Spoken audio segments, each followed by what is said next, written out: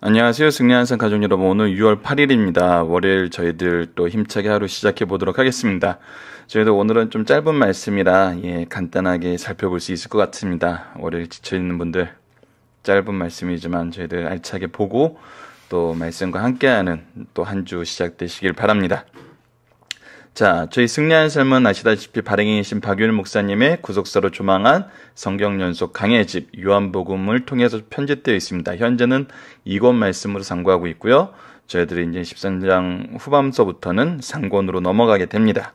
이 부분에 대해서 좀 더 구체적인 연구가 필요하시고 참고 자료가 필요하신 분들은 요한복음 책을 구입하셔서 함께 연구해 주시길 부탁드리겠습니다.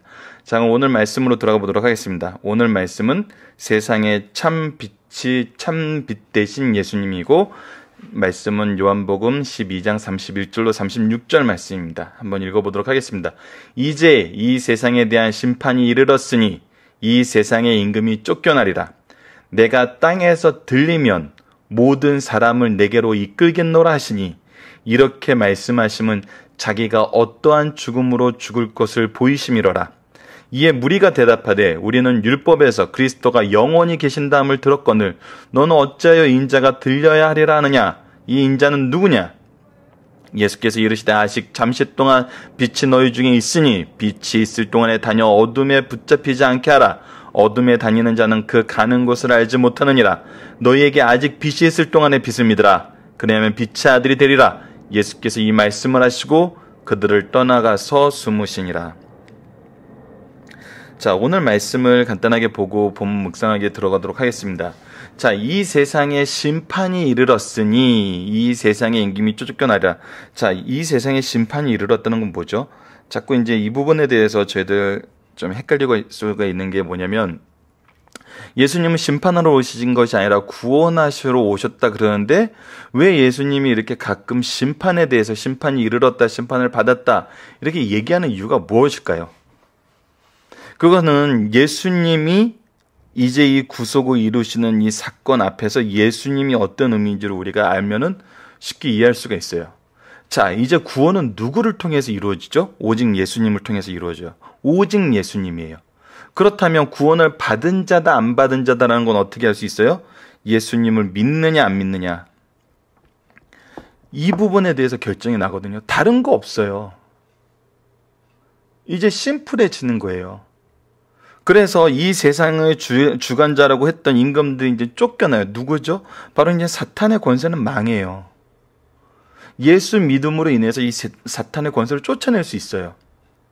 그래서 12절에 연결해서 얘기합니다. 내가 땅에서 들리면 모든 사람을 내게로 이끌겠노라 하시니, 이제 예수 그리스도께서 십자가에 못 박히시고 땅에서 들리시면은 이제 이 들리심을 바라보는 자들, 모세가 광야에서 놋뱀을 들어 올렸을 때 그것을 보았던 것처럼, 그래서 예수님께서 이 들어 올리심에 대해서 여러 번 얘기를 하세요. 많은 이제 모든 사람들이 내게로 오리라. 이 모든 사람은 이제 유대 민족뿐만 아니라 이미 우리 어제 말씀에서 드러났던 것처럼, 지난주 말씀 있죠 벌써. 죄송합니다. 헬라인들도 와서 예수님에게 만나고 싶어하고 예수님을 믿고 싶어하거든요. 그래서 이렇게 말씀하시면 자기가 어떠한 죽음을 죽을 것임을 보이심이라. 그래서 예수님의 죽음이 어떠할 것을 우리에게 보여주고 있어요. 구원의 죽음, 대속의 죽음으로 가시는 것이 끊임없이 나타나죠. 근데 여기서 참 또 재밌는 일이 드러납니다. 34절을 보면 이에 무리가 대답하되 우리는 율법에서 그리스도가 영원히 계신다함을 들었거늘 너는 어찌하여 인자가 들려야 하리라 하느냐? 이 인자는 누구냐? 자, 이제 부활의 사건까지 보고 호산나 찬양의 환성까지 들으시고 모든 사람들이 예수님을 믿으러 오는데 다시 한번 태클을 걸죠. 예수님의 말을 가지고, 야, 우리가 율법에서는 성경 말씀 그 전에 봤더니 그리스도는 영원히 다스린다 그랬다. 근데 너는 그렇다면 죽는다 그랬으면 너는 뭐다? 그리스도가 아니다. 그럼 이제 도대체 너는 누구냐? 너는 도대체 누구인 거냐? 이 부인하고 싶어 하는 거예요. 그래서 예수께서 이르시되 아직 잠시 동안 빛이 너희 중에 있으니 빛이 동안에 다녀 어둠에 붙잡히지 않게 하라. 자, 예수 그리스도를 믿을 수 있을 때 믿어야 돼요. 그렇지 않으면 어둠에 붙잡히게 돼요.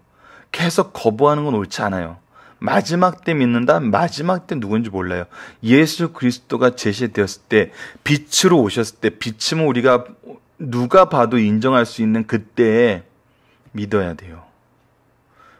예수님이 그리스도이심은 숨겨진 비밀이 아니에요. 히든 시크릿이 아니에요. 이거 시크릿이라 해서 뭐 얻을 수 있는 사람만 얻고 그런 게 아니에요. 이미 드러내셨어요. 드러내시기 위해 이 땅에 오셨거든요. 그래서 이것을 거부하면 빛의 자녀란가 아니라 이 어둠의 자녀라는 뜻밖에 안 돼요. 그래서 빨리 믿어야 돼요. 너희에게 아직 빛이 있을 동안에 빛을 믿으라. 그리하면 빛의 아들이 되리라. 예수께서 이 말씀을 하시고 그들 떠나가시니라. 자, 예수 그리스도가 구원의 중심이라는 걸, 구원의 핵심이라는 걸, 구원의 유일한 길이라는 것을 이제 드러내셨어요. 빛을 믿어야 돼요. 그러면 빛의 아들이 돼요. 이것이 지금 우리 현재 말씀을 통해서 우리에게 주어진 그 시점인 거예요. 그래서 이 일이 이제 하나님의 영광이었던 거거든요. 이 일을 이루시는 것이, 우리를 빛의 아들 되게 하시는 것이 하나님의 영광이었어요.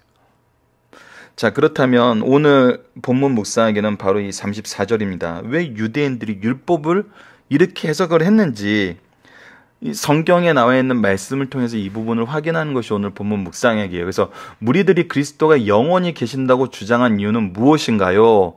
성경을 어떻게 이해하고 있는 것이었을까요? 자, 그러면 성경 말씀을 이 강의 집에서 목사님이 설명해 줬던 말씀을 하나하나 확인하면서 한번 보도록 할게요. 자, 우선 이 사람들의 말, 이게 없는 건 아니에요. 자, 이제 이 부분 잘 들으셔야 됩니다. 시편 89편 4절을 보면 내가 내 자손을 영원히 경고하게 하여 내 왕위를 대대에 세우리라. 자, 영원한다는 것이 나타나 있어요. 여호와는 맹세하시고 변하지 아니하시리라. 이르실 때 너는 멜기세덱의 서열을 따라 영원한 제사장이 되리라. 이 멜기세덱에 따른 영원한 대제사장은 또 우리 히브리서에서 한번 살펴봤었죠. 좀 오래되긴 했는데 히브리서도 다시 한번 보면 굉장히 좋을 것 같아요. 그리고 이사야 9장 7절에 그 정사와 평강의 덤이 무궁해요. 또 다윗의 왕자와 그 나라에 군림하여 그 나라를 굳게 세우고 지금 이후로 영원히 정의와 공의로 그것을 보존하실 것이라. 만군의 여호와의 열심히 이를 이루리라. 여호와의 열심히 일을 이룬다 그랬어요. 자, 그리고 에스겔서 30장 25절을 보면 내가 내 종 야곱에게 준 땅 곧 그의 조상들이 거주한 땅에 그들이 거주하되 그들과 그들의 자손 손손이 어떻게 해요? 영원히 거기에 거주할 것이요 내 종 다윗이 영원히 그들의 왕이 되리라. 자, 이렇게 영원이란 표현이 있는데 왜 너는 죽는다 그러냐는 거예요. 자, 근데 우리 이미 이 말씀의 의미를 알고 있죠. 예수 그리스도께서는 이것은 십자가에 달려서 얘기하셨던 것처럼 예수님이 내가 왕이라 했던 거는 어떤 의미죠? 바로 영적인 하늘나라를 얘기하는 거였어요. 물론 이 영적인 하늘나라를 해서 이제 우리가 죽어서 눈에 보이지 않는 그런 하늘나라만 의미하는 것이 아니라 예수 그리스도의 통치를 인정하는 그곳은 하나님의 나라가 되죠. 지금 현세에서도. 이 부분도 우리가 주의해야 돼요. 인정하는 거예요. 이미 하나님의 모든 것을 다스리고 계시고 모든 것을 주인님은 부인할 수가 없어요. 근데 그것을 인정하는 자들의 모임이냐 인정하지 않는 자들의 모임이냐. 오늘 유대인들의 모습에선 또 어떤 부분이 드러나죠? 인정하지 않는 자들의 모습이 드러나요. 자, 그렇다면 이건 너무 자의적으로 해석한 거 아니냐 했을 때 이때 우리가 이제 봐야 되는 게 성경이에요. 자, 이사야서 53장. 이것은 우리가 너무 잘 알고 있다시피 예수 그리스도의 고난의 장이에요. 자, 그러면 예수 그리스도를 영원한 왕으로서만 소개하고 있느냐? 아니라는 거죠. 스가랴서 13장 7절을 볼까요? 스가랴서 13장 7절을 보면 만군의 여호와가 말하노라 칼아 깨어나서 내 목자 내 짝된 자를 치라. 목자를 치면 양이 흩어지려니와 작은 자들을 위해선 내가 내 손을 들이오리라. 자, 내 목자 내 납작된 자를 치라고 나와 있어요. 이 고난과 죽음이 나타나 있거든요. 자, 요한복음 3장 13절에서는 예수님을 뭐라고 표현하냐면 하늘에서 내려온 자 곧 인자 외에는 하늘로 올라갈 자가 없느니라 그러면서 이제 우리가 이제 요한복음을 처음 볼 때 예수님은 누구신가에 대해서 살펴보고자 했는데 이분 이제 목사님 설명이 어떠냐면 선지하신 분, 이미 우리보다 이전부터 존재하셨던 분임을 나타내는 거죠.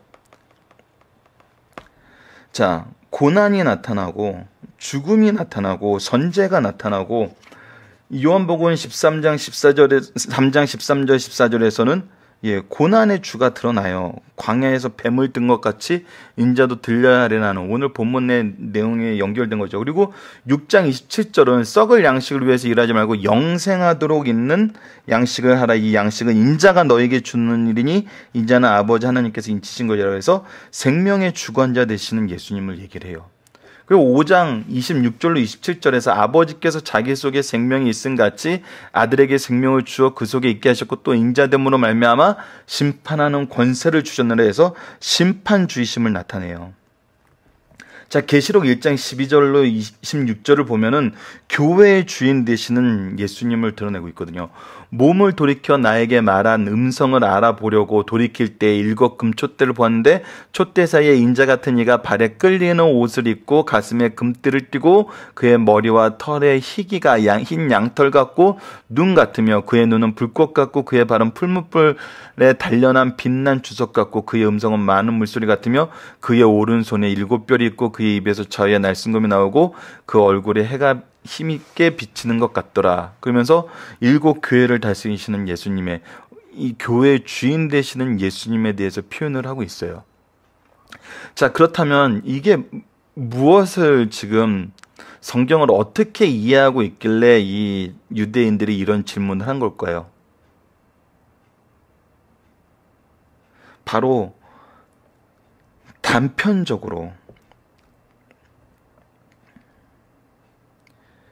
이미 말씀에 들어있는 많은 예수 그리스도의 모습이 있는데 이것을 우리로 하여금 다 이해하기 쉽게 그들의 민족의 역사 속에서 때로는 그들의 죄된 그 죄의 결과 속에서 고난을 받는 가운데에서도 예수님의 모습을 설명해주기 위해서 그 시대의 말씀의 적절한 모습으로 계명을 계속 주시면서 예수님을 드러내주고 예수님을 발견할 수 있도록 말씀을 허락하여 주셨어요. 그런데 이들은 어떻게 된 거예요?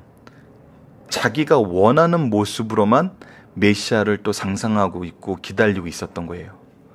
영원한 왕, 우리의 통치는 영원해. 이것을 이끌어줄 왕이 이제 올 거야. 그러니까 또 충돌이 일어나는 거예요. 예수님이 행한 모든 것이 하나님이 보내신 그 메시아의 표적임에도 불구하고 내가 믿고 싶어하는 것만 믿으니까 또 이 표적과 내 기준으로 가지고 있는 율법이 또 차이가 나요. 뭐가 안 맞아요. 어긋나요.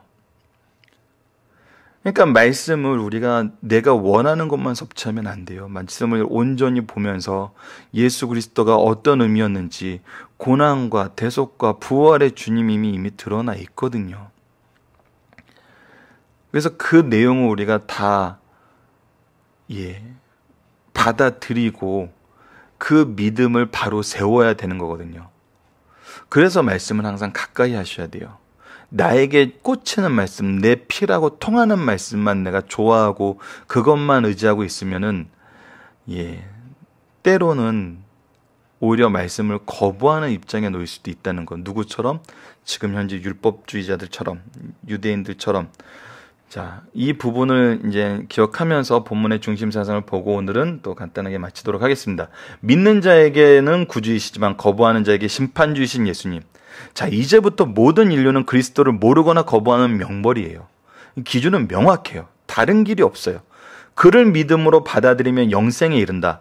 우리 모든 성도들이 분명히 알 것이 있다. 우리 몸에 어떤 질병이 있는지 검사용지의 반응으로 판별하는 것 같이 우리가 질병이 있으면 시약을 통해서 아니면 어떤 생검을 통해서 그 내용을 감별을 하잖아요. 그런 것 같이 주께서 우리에게 나타나실 때 그 반응을 보고 우리가 빛의 자녀로서 예수님을 따라가면 우리는 영생이 있지만, 그분을 거절하면은 지금 계속 거절하는 자들의 모습이 나오고 있어요.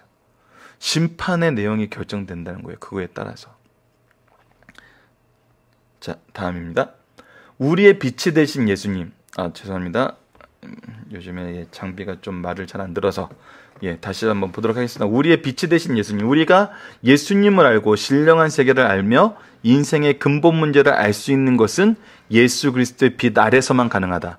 주님의 빛 아래서는 인생이 바른 길로 가며 헤매는 일이 없다. 그러나 어둠에 다니는 사람은 그가 가는 길을 알지 못하고 헤매게 돼요. 우리에게는 진리의 말씀이 바로 비춰질 때 빛을 믿으라 그리하면 빛의 아들이 되리라고 하셨던 이 예수님의 말씀이 있어요. 성도들도 이 세상에 빛이 되어 어두운 세상을 밝혀야 해요. 빛 아래에 있는 사람은 밝은 빛 아래에서 바른 길을 갈 수 있다는 귀한 진리를 오늘 말씀을 통해서 다시 한번 우리에게 선언해 주시고 계십니다.